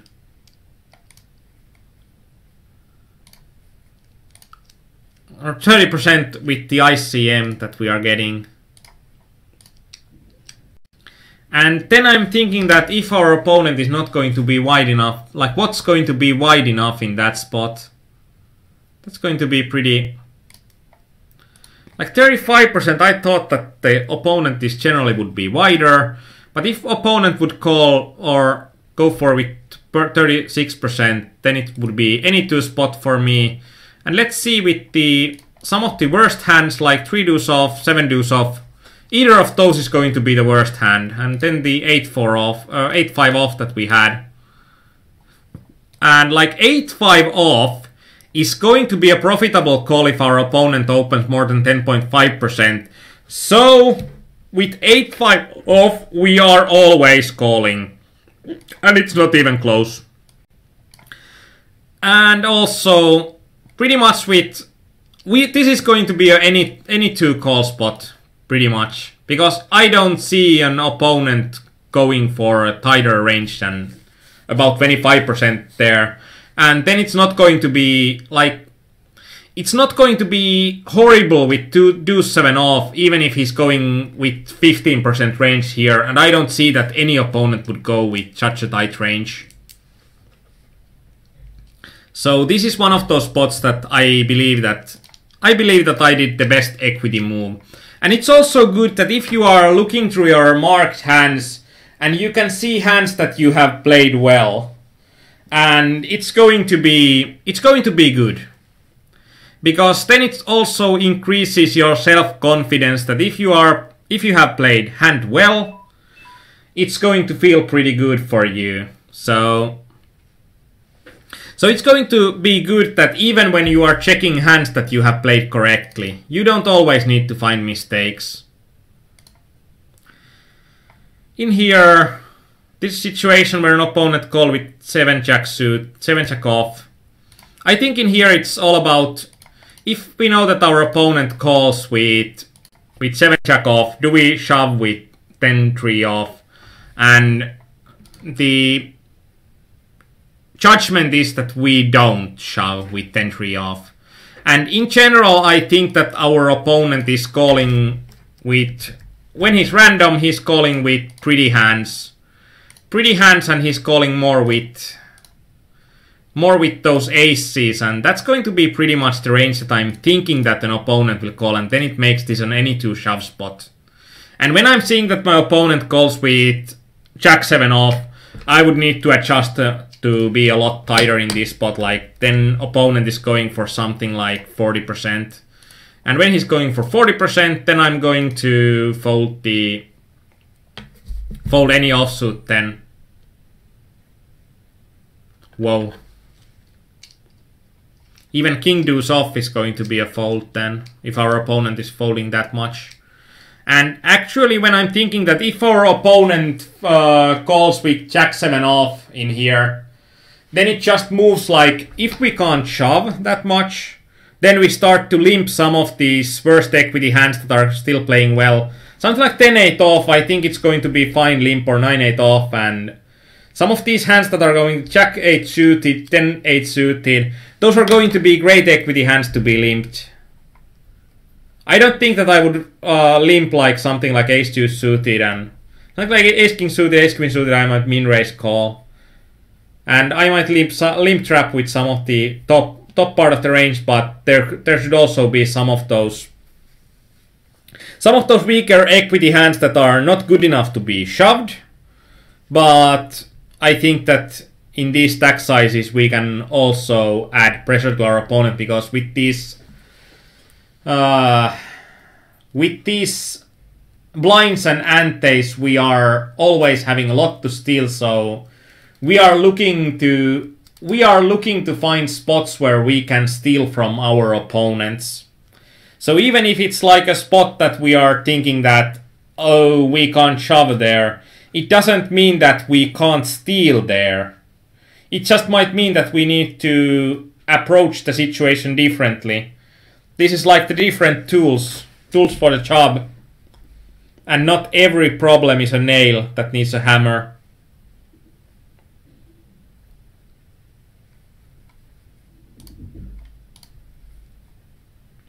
Last hand to be replayed.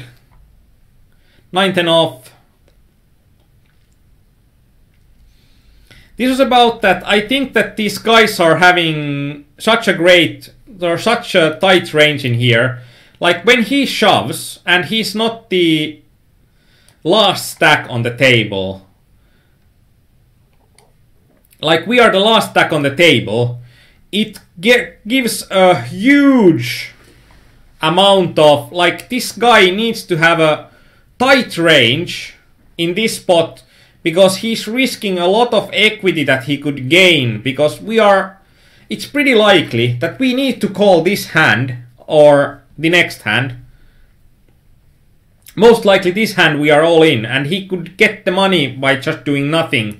So his range is going to be really tight, and it's going to be easy for us to fold. I think in this situation I said that we probably would need to fold kings here. And that's something that we'll check, that do we need to fold kings here? I think it's going to be at least close. When we are thinking about what kind of range our opponent will have in the situation. I'm thinking in general that opponents are not going as wide as Nash in this situation. But probably any pocket pair. If we are going with that kind of a range, and this guy probably will call a bit wider. And in this situation, this guy was a random player, so he's probably not knowing what his equity situation is, and he's calling wider than he should. And if he's calling wider than he should, we could like call kings and aces. But probably in game I would fold pocket kings there. That's quite insane situation. Second best hand in the game, and you just need to fold it because of the situation in the tournament. it's just going to be such a huge equity boost. Like, before this hand, I'm having 14% of equity. But if someone gets eliminated, my equity share will rise up to somewhere like 27% if someone gets eliminated. So I'm getting huge elimination value in this situation if someone gets eliminated. And this is probably one hand that I didn't take part in this hand. And my equity share increased a lot because the two guys collided with each other. I think the Jack Da had something like ace-10 off and the Reynolds had like pocket queens. And my equity share did increase a lot, but when Reynolds won the pot, then I ran under EV in this pot a lot, even though I didn't take part in the pot. And that's the insanity of sit and goes, that your equity is affected by pots that you don't play in. Like, the decision for me to fold this hand is going to be one of the most important situations on the table. And as you can see, like, in here, if we are calling something like ace-jack off, we can easily lose, like, when there is 8.5 buy-ins to share, and we could lose like 86% of ROI if we are calling something like ace-jack off here. And that's going to be quite insane. That would require like playing 25 games after that correctly, or playing well 25 games to correct for one mistake you are doing.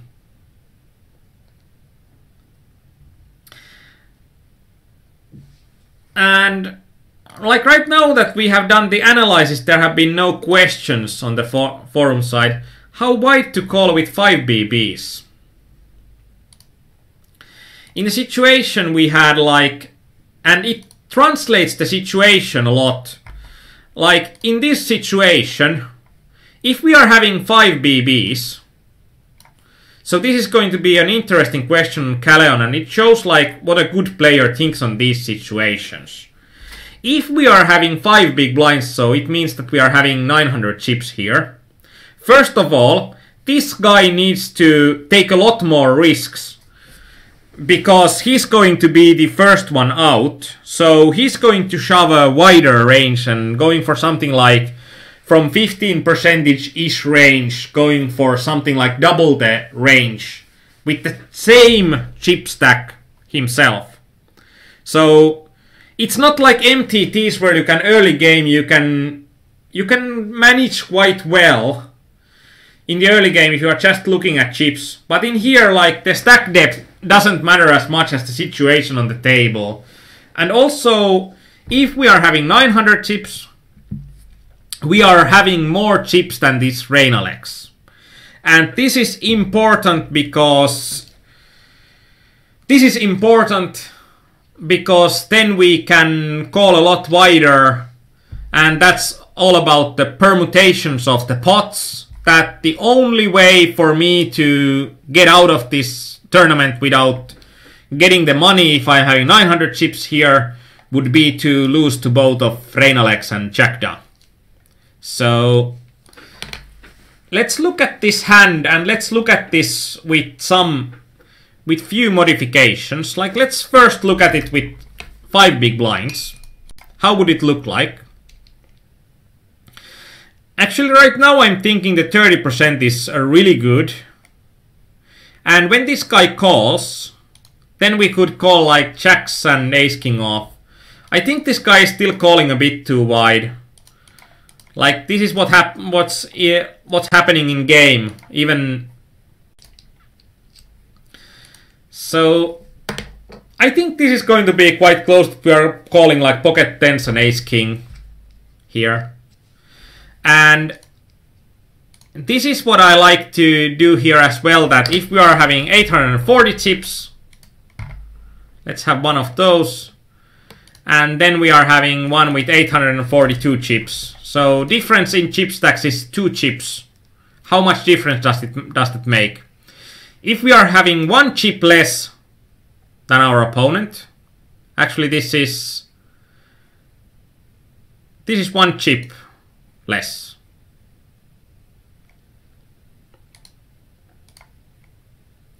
Then we can call with pocket aces against the general Nash range. And if we are having one chip more than our opponent, then we can call it pocket jacks plus. So like, we are having two chips of difference. And our range changes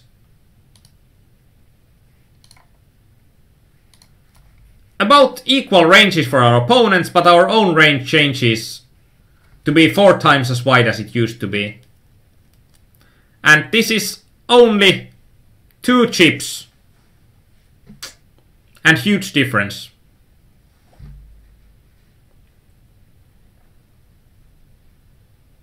So that's why Calleon's question was also really good on, like, if we would have a bigger stack in here, what could we call with? And like jacks and 10s plus and ace king would be, I think it would be pretty good starting point. But we would need to fold pocket kings if in the situation we were. And that was a good bubble showdown, I think. And this has been quite a nice 2-hour session on hypers. I'm pretty satisfied. We got a lot of hyper-specific situations going on, and I think we showed that the hypers are a pretty fun format to play. So, if you are playing 9max turbos and sometimes you don't have the time for a complete set, try those hypers out. These are a great game to play. And the only sad thing is that they I think they run at up to $30 games. And higher than those games are running pretty rarely. I think Turbo 9maxes are running higher than the Hyper Turbo 9maxes. And that doesn't happen on any other structure than that turbos would run better than hypers than in 9max sit and goes, I think. So, but that's it for today. If you are going to sleep, have a good night. If you are still playing poker, may this be a winning night for you. Bye!